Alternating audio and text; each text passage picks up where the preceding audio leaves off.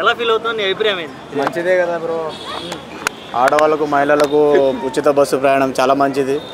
So జరిగితే బాగుంటుంది అనుకుంటున్నాను. ఇక్కడ తెలంగాణ ఎఫెక్ట్ ఆంధ్రలో పడుతుంది 100%. అంటే భారం అవుతుంది కదా, బడ్జెట్ భారం అవుతుంది ఆర్టీసీ మీద, అలాగే టీడీపీ గవర్నమెంట్ మీద.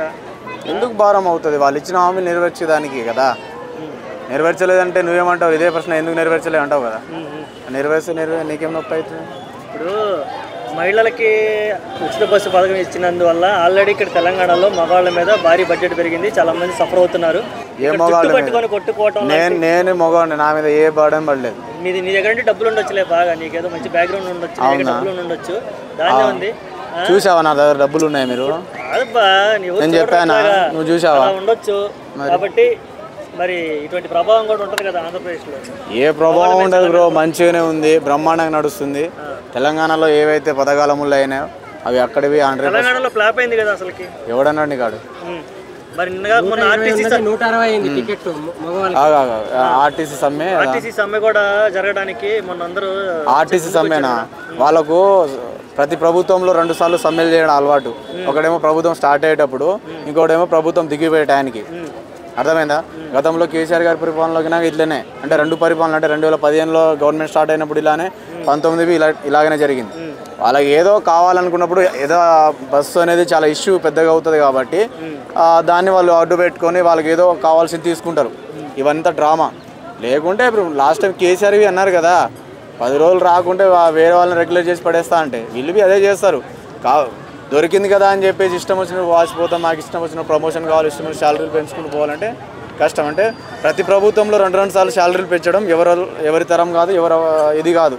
స్టార్టింగ్ ఒకసారి, ఎండింగ్ ఒకసారి వాళ్ళు ఇష్యూ కావాలని చేస్తారు, ఏదో ప్రెజర్ తోటైనా చేస్తారని ఫీలింగ్లో వీళ్ళు ఒక పాయింట్ పట్టుకొని ప్రతి ఇయర్ చేయాలంటే జరగదు బ్రో. ప్రభుత్వం ఏర్పడక ముందు ఇచ్చిన హామీనే మేము అడుగుతున్నామని వాళ్ళ డిమాండ్. ప్రభుత్వం బస్సుల గురించి ఏం అడగలేదే. వీళ్ళు డిఏల కోసం కానీ అందుకోసమే ధర్నా చేస్తున్నారు. టీఏలు అన్నీ రిలీజ్ అవుతాయి బ్రో. గతంలో 2015 నుంచి డిఎల్ రాలే, మరి అప్పుడు ఎందుకు అడగలేదు గత ప్రభుత్వంలో? రేవంత్ రెడ్డి ఇచ్చిన హామీనే మేము అడుగుతున్నాం. మరి కేసీఆర్ గారు ఇచ్చినప్పుడు కేసీఆర్ గారిని ఎందుకు అడగలేదు ఈ హామీలు? అంటే పీకేస్ అని ప్రైవేట్ ఉద్యోగస్తులనే డైరెక్ట్ రెగ్యులర్ చేసే తనందుకు పెట్టేశారు అనుకోవచ్చా? కేసీఆర్ అట్లా చేసిండు కాబట్టి మేము మిమ్మల్ని గెలిపించాము, మీరు ఏదైతే హామీ ఇచ్చారో మాకు అది ఇస్తారనే మేము మిమ్మల్ని గెలిపించుకున్నామని మొన్న డిస్కషన్ వచ్చింది. అవన్నీ ఫేక్ ముచ్చట్లు బ్రో, వేస్ట్ అవి. ఎవరికి అసలు వాళ్ళకు ఏదో ఒకటి ఇష్యూ క్రియేట్ చేసి డబ్బులు అంటే వాళ్ళు ఈ శాలరీస్ ఇంక్రీజ్ చేయడం అనే ప్లాన్లో ఉంటారు తప్ప, తెలంగాణలో ముఖ్యమంత్రి రేవంత్ రెడ్డి గారి పరిపాలన చాలా బ్రహ్మాండంగా ఉంది. సో నాకు చాలా బాగా నచ్చింది. ఏవైతే హామీలు ఉన్నాయో 100% నెరవేరుస్తున్నారు. మరీ గత ప్రభుత్వం లాగా అయితే చేయట్లేరు. నాకైతే చాలా సాటిస్ఫాక్షన్గా ఉంది. వాళ్ళు ఇచ్చిన హామీలు అయితే 100% నెరవేర్చారు. రైతు బంధులు, రుణమాఫీలు కాలేవన్నారు. 2015 నుంచి నేను ఎప్పుడో తీసుకున్నాను, కాలేదు. 2 సార్లు పెట్టారు, 2 విడతల్లో పెట్టాడు కేసీఆర్. ఏ విడతల్లో మనది కాలే. ఒకేసారి 1,60,000 అయింది. హ్యాపీ. నేను తీసుకునేదేమో 40,000, వడ్డీ గిడ్డి కలిపి 1,60,000 అయింది. ఈరోజు రేవంత్ రెడ్డి గారు తీర్చింది. ఈరోజు నాది కావచ్చు, మా నాయనది కావచ్చు, మా తాతది కావచ్చు, ఎవరు తీయాలి? అందరు చాలామంది అయింది. కావాలని ఇష్యూ చేసి ఏదో నొక్కేద్దామని అంటే కష్టం. ఇక చాలామంది అంటారు ఆటోలకు బస్సు ప్రయాణం వల్ల ప్రాబ్లమ్స్ వస్తాయి, అది చాలా ఇష్యూస్ నడుస్తున్నాయి కదా బ్రదర్. అవన్నీ ఫేక్ ముచ్చట్లు. ఆటోలకు క్యాబోలకు సంబంధం లేదు. ఎందుకంటే ఆటోలు క్యాబోలు బస్సు, మరి ఆటోలు క్యాబోలు ఉన్నప్పుడు స్టార్టింగ్లో నువ్వు ఓలా ఊబర్కి ఎందుకు సపోర్ట్ చేసావు? 30% 40% కమిషన్ ఎందుకు తీసుకున్నావు? గత ప్రభుత్వంలో తీసుకున్నారు. ఇప్పుడు 0% కమిషన్ ఎందుకు నడుస్తుంది?